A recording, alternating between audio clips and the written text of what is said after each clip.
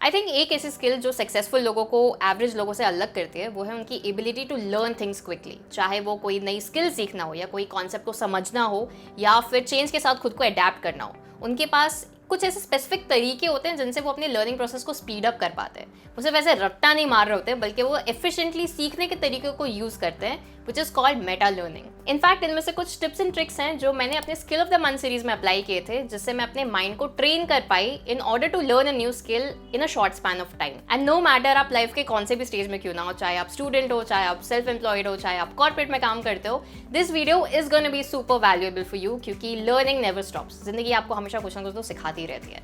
So get a pen and paper, क्योंकि इस video में हम सीखने वाले हैं कि सीखते कैसे हैं। So hi guys, if you new here, my name is Drishti Sharma and I make content around habit, mindset and self growth. If these topic interest you, feel free to subscribe to this channel and I would love to share my journey with you as we grow together. First, let's understand what is the neuroscience behind learning anything new. हमारा brain actual में react कैसे करता है जब भी उसे कुछ नया सीखने के लिए दिया जाए। So, हमारा ब्रेन एक मसल की तरह है एंड जब आप कोई नई स्किल सीखते हो तो आपके ब्रेन के न्यूरॉन्स, जो कि ब्रेन के सेल्स होते हैं, वो एक दूसरे से कनेक्ट करते हैं। एंड जब आप उस स्किल को प्रैक्टिस करते रहते हो और रिपीट करते रहते हो तो ये कनेक्शंस और ज्यादा स्ट्रॉन्ग बन जाते हैं and this process is called neuroplasticity. Same जैसे एक्सरसाइज करने पे आपके मसल्स ग्रो होते हैं, वैसे ही जब आप कोई नई स्किल सीखते हो तो आप अपने ब्रेन को ट्रेन कर रहे होते हो ताकि कि वो एक अच्छी मसल मेमोरी डेवलप कर सके।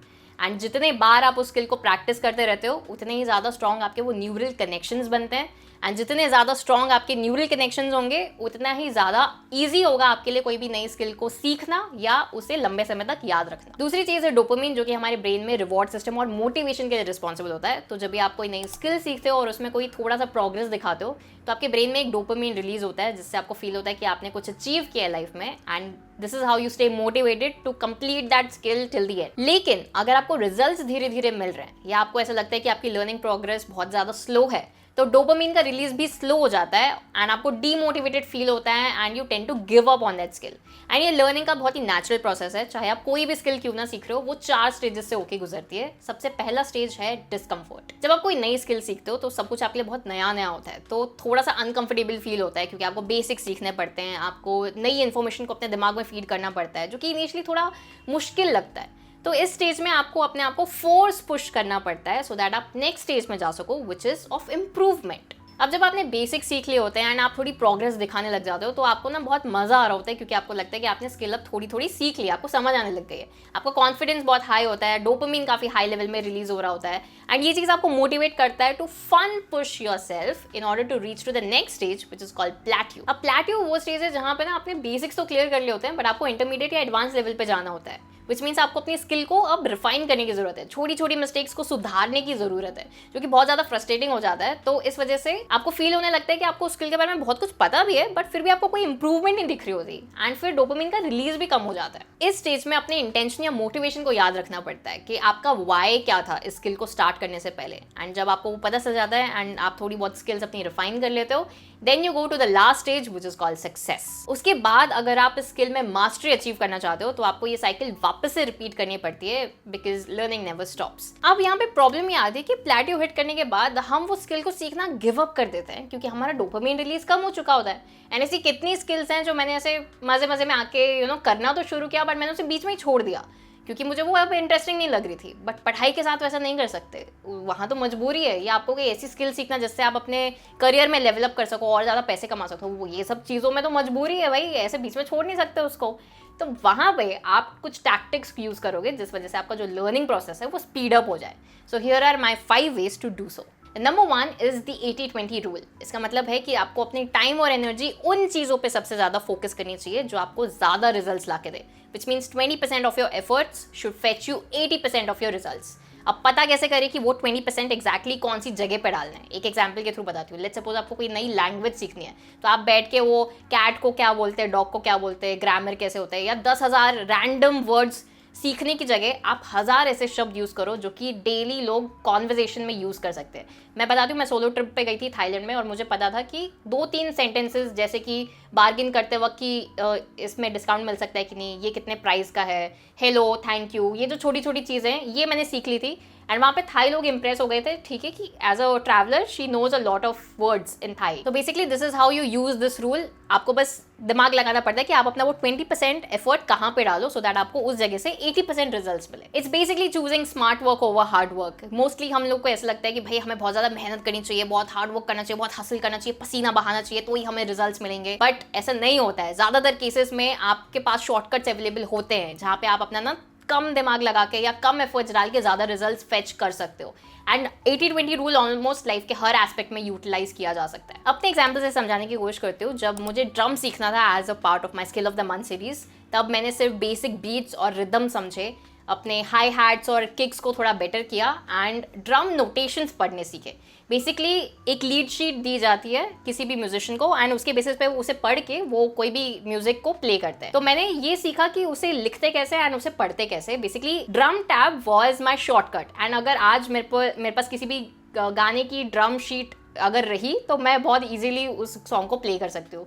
तो यहाँ पे मैंने अपना सिर्फ 20% एफर्ट लगाया into understanding the lead sheets and coordinating with my hand and leg movements. Basically this is how I use the 80-20 rule in this skill. ये रूल इतना इफेक्टिव है ना कि अगर आपको इसे अप्लाई करना आ गया तो आप अपने आप को अननेसेसरी स्ट्रगल्स से बचा पाओगे, टाइम वेस्ट करने से बचा पाओगे एंड आप अपने एफर्ट्स को, एनर्जी को ऐसी जगह पे लगा पाओगे जिससे आप अपने अल्टीमेट गोल को जल्दी से जल्दी अचीव कर पाओ. बट उस चीज़ के लिए आपका इंटेंशन या आपका जो वाई है वो क्लियर होना चाहिए. मतलब आपको पता होना चाहिए कि मैं वो स्किल सीख क्यों रहा हूँ, मेरा रीज़न क्या है उस चीज़ के पीछे. क्या वो मुझे पर्सनली ग्रो करने में हेल्प कर सकती है या मुझे वो कोई चीज़ को अचीव करने में मदद कर सकती है. अगर आपका इंटेंशन क्लियर हुआ ना तो ये आपकी जर्नी को बहुत ज़्यादा फोकस्ड और मीनिंगफुल बनाती है. ऐसे फालतू के इंटेंशन मत रखना कि पैसे कमाने हैं इसलिए कोडिंग सीख रहा हूँ या क्रश को इम्प्रेस करना है इसलिए गिटार सीख रहा हूँ. इंटेंशन तभी स्ट्रांग होता है जब वो इंटरनल होता है. विच मीन्स आप यूँ समझो कि आप कोडिंग इसलिए सीख रहे हो सो दैट आप एक अच्छी जॉब ले सको एंड उस वजह से आप अपने मॉम डैड को एक अच्छी लाइफ दे सको एंड पैसा would be a by product of that. या फिर आप ऐसे कर सकते हो कि आप गिटार सीख रहे हो सो दैट आपके पास एक अच्छी हॉबी हो जिस वजह से आपके सोशल स्किल्स अच्छे से डेवलप हो जाए and impressing your crush would be a byproduct of it. I know ये थोड़ा सा tricky हो सकता है, so here are some journal prompts in order for you to reflect on your intentions. Then the second tip is to teach others. अभी होता क्या है हमारे दिमाग में, एक शॉर्ट टर्म मेमोरी होती है और एक लॉन्ग टर्म मेमोरी होती है. तो जब शॉर्ट टर्म मेमोरी होती है, रोज रात को जब आप सो रहे होते हो आपके ब्रेन में जो भी लेस इंपॉर्टेंट आपके दिमाग को लगता है वो आपके मेमोरी से डिलीट कर दिया जाता है. बेसिकली वो आपकी शॉर्ट टर्म मेमोरी में डाल दिया जाता है सो दैट कल तक आपको वो चीज़ याद ना रहे. बट जिस चीज़ को आप बार बार कॉन्शियसली प्रैक्टिस कर करके अपने दिमाग में फीड कर रहे होते हो तो दिमाग को लगता है ठीक है ये जो स्किल है या ये जो एक्टिविटी है, ये जो हैबिट है, ये हम डेली यूज़ कर रहे हैं, विच मीन्स शायद ये इंपॉर्टेंट होगी इस इंसान के सर्वाइवल के लिए, तो इसको लॉन्ग टर्म मेमोरी में फीड कर दो. विच मीन्स आपके सबकॉन्शियस माइंड में फीड हो जाती है वो चीज़. तो इसलिए जब हम ब्रश करते हैं या ABCD बोलते हैं, ये सब चीज़ें हमने इतने बार प्रैक्टिस कर ली होती है कि वो हमारे लॉन्ग टर्म मेमोरी में फीड हो चुकी होती है. तो कल को कुछ भी हो जाए आपको ये चीज़ें बेसिकली याद रहेंगी हमेशा. तो ये हमारी जिम्मेदारी बनती है कि हम विद प्रैक्टिस या विद रिपीटिशन किसी भी इंफॉर्मेशन को लॉन्ग टर्म मेमोरी में स्टोर करें. एंड आई नो ये चीज़ थोड़ी सी इरिटेटिंग हो सकती है, इसीलिए teaching others is one of the best ways to know where do you stand in terms of learning that skill and what mistakes do you have to clear. क्योंकि जब आप कोई चीज़ किसी और को सिखाते हो तो वो बेसिकली वो इन्फॉर्मेशन वापस आप अपने दिमाग में भी रिपीट कर रहे होते हो एंड आपको भी पता चल जाता है कि ठीक है ये जो इन्फॉर्मेशन है जो मुझे लगता है कि मुझे समझ आ गई थी, बट जब मैं दूसरे को समझाने जा रहा हूँ तो मैं खुद फंबल कर रहा हूँ उस चीज़ को समझाने में या अच्छे से समझा नहीं पा रहा, विच मीन्स शायद वो कॉन्सेप्ट मुझे ही अच्छे से क्लियर नहीं हुए. तो आपको ना समझ आ जाएगा कि ठीक है where you are lacking, what you need to improve and how you have to go about in your learning process. And the third is to get feedbacks. Now imagine that there are two people who are learning how to meditate. पहला बंदा है जो हर जगह से articles पढ़ रहा है, खुद सीख रहा है, वीडियोस वगैरह देख रहा है और फिर मेडिटेट करने बैठ रहा है. और दूसरा एक बंदा है जिसने कुछ आर्टिकल्स वगैरह नहीं पढ़े बट उसके पास एक हेड बैंड है टू मेजर कि जब वो मेडिटेट करता है तो उसके ब्रेन वेव्स किस तरीके से अप एंड डाउन हो रहे हैं, कब उसका फोकस लूज हो रहा है, कब वो बहुत ही ज़्यादा स्ट्रांगली मेडिटेशन में एकदम हाई इंटेंसिटी के साथ फोकस कर रहा है. तो कौन सा इंसान है जो सबसे ज़्यादा जल्दी उस स्किल को पिक कर लेगा और उसमें एक्सेल कर पाएगा? पर्सन बी, क्योंकि उसके पास फीडबैक के लिए एक प्रॉपर लूप है, उसे पता चल रहा है कि ठीक है वो किस पॉइंट ऑफ टाइम में रियल टाइम में उसके मिस्टेक्स वगैरह वो ट्रैक कर पा रहे हैं. बेसिकली सबसे इंपॉर्टेंट है अपने काम का फीडबैक लेना. मुझे भी ऐसा लगता है कि मेरी जो सेल्फ इंप्रूवमेंट जर्नी है वो और ज़्यादा फास्ट हो जाती है. मुझे जैसे 4-5 साल लग गए क्योंकि मैंने सब चीज़ें खुद से सर्च किए, सब चीज़ें खुद ही पढ़ी हैं, लिखी हैं, उसके बाद मैंने सब अपने आप में इम्प्रूव किया. बट अगर मेरे पास कोई एक मेंटोर या गाइड होता तो मैं लेजिट अपने 4 साल की जर्नी को 6-7 महीने में कवर कर पाती। तो फीडबैक लेना इतना ज़्यादा इंपॉर्टेंट है क्योंकि वो आपका टाइम और एनर्जी बहुत ज़्यादा कट डाउन कर देता है। बट फीडबैक के लिए you need to select the best teacher for you. I think कि जब आपका इंटेंशन क्लियर होता है ना कि भाई मैं तो इसी इंटेंशन से जा रहा हूँ, तो आपके टीचर को भी वो इंटेंशन पता होना चाहिए एंड फिर आप उसी टीचर को ढूंढो जो आपके उस इंटेंशन से अलाइन करते हो एंड आपको उस तरीके से सिखा के उस पर फीडबैक दे सके। And you got to keep asking questions. ये फीडबैक का लूप ऐसे ही है कि जब तक आप नहीं पूछोगे तब तक सामने वाला बताएगा भी नहीं। तो आप ही कोई एफर्ट्स डालने पड़ेंगे, भाई बताओ ये सही जा रहा है कि नहीं जा रहा है। And you have to literally like nag that person out. You have to stay curious कि अच्छा ठीक है ये कैसे होता है वो कैसे होता है। आप बहुत डम साउंड करोगे but you have to make yourself feel that way in order to improve yourself. The fourth tip is to shift your identity. अगर तो आप एक ऐसे इंसान हो जो खुद के बारे में ऐसा सोचता है कि भाई मुझसे तो कोई नई स्किल सीखी नहीं जाती, कौन इतनी मेहनत करेगा, कौन अपने आप को इतने अनकंफर्टेबल सिचुएशन में डालेगा, मुझसे तो ये कभी नहीं होने वाला, मैं तो हमेशा कोई स्किल पकड़ के फिर उसे छोड़ देता हूँ बीच में, मैं तो ऐसा ही इंसान हूँ।